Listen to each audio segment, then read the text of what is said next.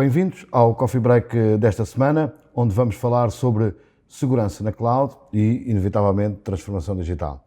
Eu estou com o Paulo Pinto, de uma das maiores empresas de segurança a nível mundial, a Fortinet.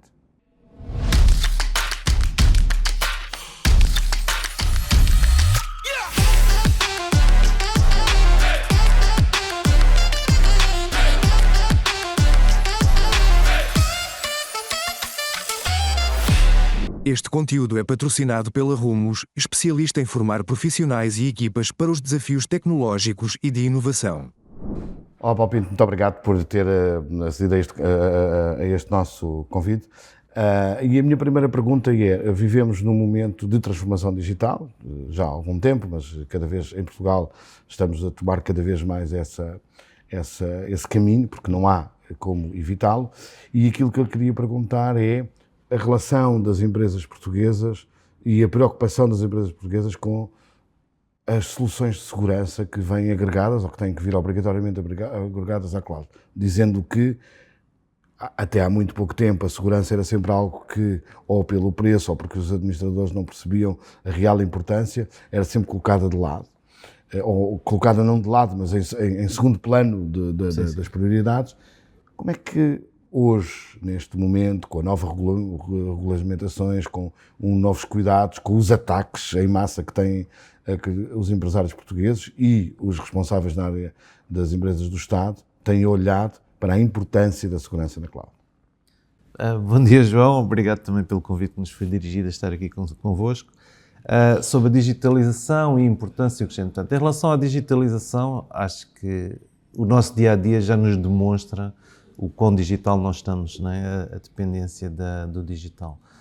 Só uma menção em termos do mercado empresarial, estima-se que hoje em dia qualquer empresa, qualquer instituição, quer tenha fins lucrativos ou não, a dependência já esteja superior a 50%. Ou seja, se houver uma indisponibilidade de serviços, a missão não é passível de ser concretizada, e se tiver fins lucrativos, pode muito bem sair do mercado face a um ataque, a uma indisponibilização das suas infraestruturas. Portanto, e isso também passou para a consciência de quem gera as organizações, de quem é responsável pela sua gestão. Portanto, o que é que acontece? Começam-se a tomar medidas para evitar, para mitigar esse estado, ou seja, para que não haja uma disrupção que faça com que a empresa tenha que sair do mercado, portanto, torná-las mais resilientes. Isso está muito presente.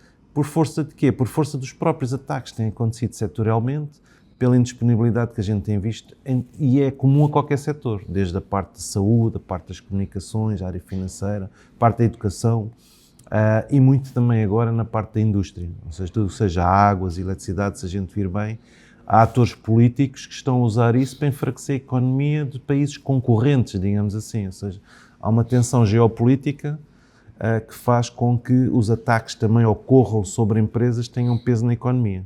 E, portanto, há uma consciencialização geral e os responsáveis por essas organizações estão a tomar medidas.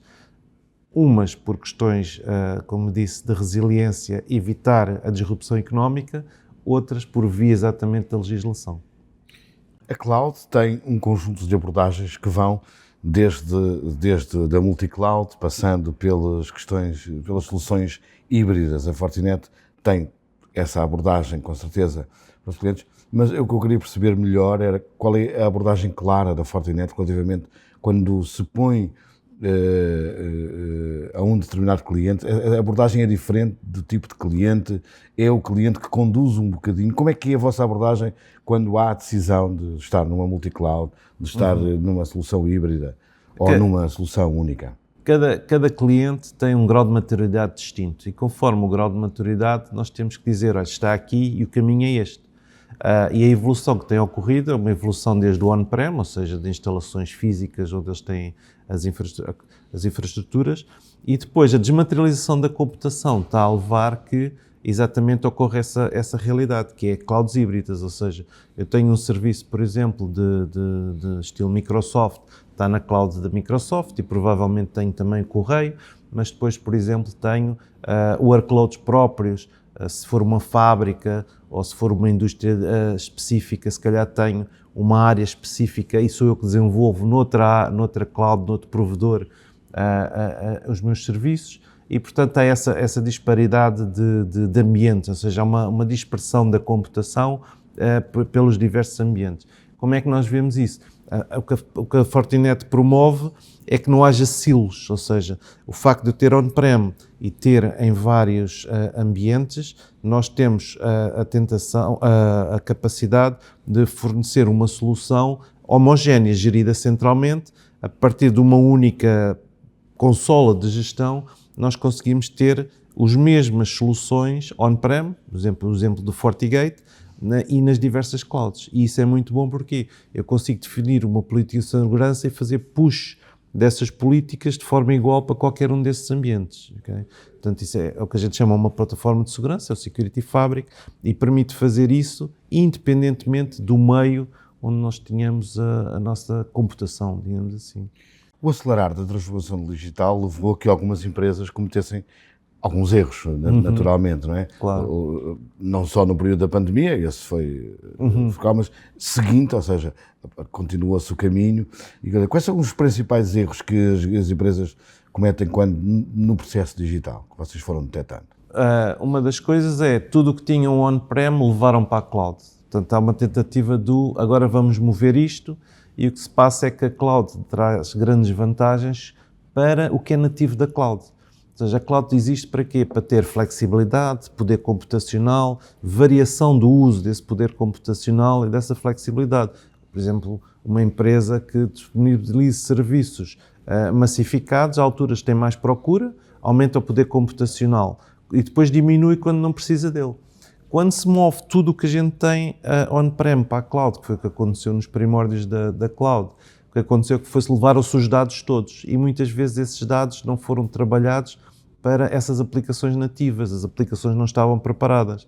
E então o que aconteceu é que atualmente algumas empresas retrocederam e agora estão a fazer sistemas verdadeiramente distribuídos, mais cloud nativo, digamos assim, com os front-ends a serem desenvolvidos raízes, os back-ends e os dados, e já não há aquele peso inicial de levar algo desadequado para um meio que não era próprio para aquele tipo de infraestrutura. Uma das coisas que a segurança sempre teve é a questão de acompanhar os ritmos da inovação. Não é? Sim, ou seja, como é que uma empresa que consegue, como é que vocês conseguem que as empresas mantenham um equilíbrio entre a agilidade que tem que ser quando se está a inovar e a proteção ao mesmo nível? É algo que é difícil ou vocês estão perfeitamente à vontade para poder fornecer este tipo de soluções? Quando há inovação, às vezes é introduzido complexidade, porque os ambientes tornam-se mais abertos, aumenta a superfície de ataque. Sei lá, quando introduzimos, imagino na parte industrial, sensores novos e todas as componentes que alargam a superfície de ataque, a complexidade do ponto de vista de cibersegurança aumenta. A Fortinet, como promove uma plataforma única, evita a existência desses silos e, portanto, não é um bottleneck na inovação, ou seja, as novas infraestruturas crescem, as novas necessidades são acompanhadas e a nossa própria solução cresce. Porquê? Porque protege nos diversos ambientes de forma unificada, não é? Acaba por não ser um problema, digamos assim, essa crescente complexidade. Nós sabemos que a banca, a saúde, a indústria são de facto os setores que estão mais evoluídos. Eu não diria evoluídos, são aqueles que mais começaram primeiro e foram mais... porque têm também capacidade financeira para fazer face a um conjunto de questões, retirando estes. Quais são os setores que estão mais abertos ou que estão neste momento a procurar essa proteção e a ir atrás daquilo que é mais importante, como proteger as suas clouds? Os ataques estão a ser dirigidos quase a todos de uma forma homogénea. O que acontece é que o crime está a crescer a um ritmo muito maior que a economia e, portanto, eles vão atrás das fontes de rendimento. Neste momento, os setores muito atacados são o setor da saúde, o setor da educação, porque não sei se por serem late adopters na tecnologia, se por realmente terem muitos dados valiosos, na informação sobre pessoas, que no mercado negro acabam, no dark web, acabam por ter valor, mas são esses, ou seja, mesmo esses dois setores estão à frente, nas análises que a gente fazemos, do setor financeiro e do setor das telecomunicações. As organizações europeias, e pegando no que estava a dizer, os ataques são, como diz, transversais a todas as áreas. Em termos de Portugal, quais são as principais ameaças que enfrentam as organizações?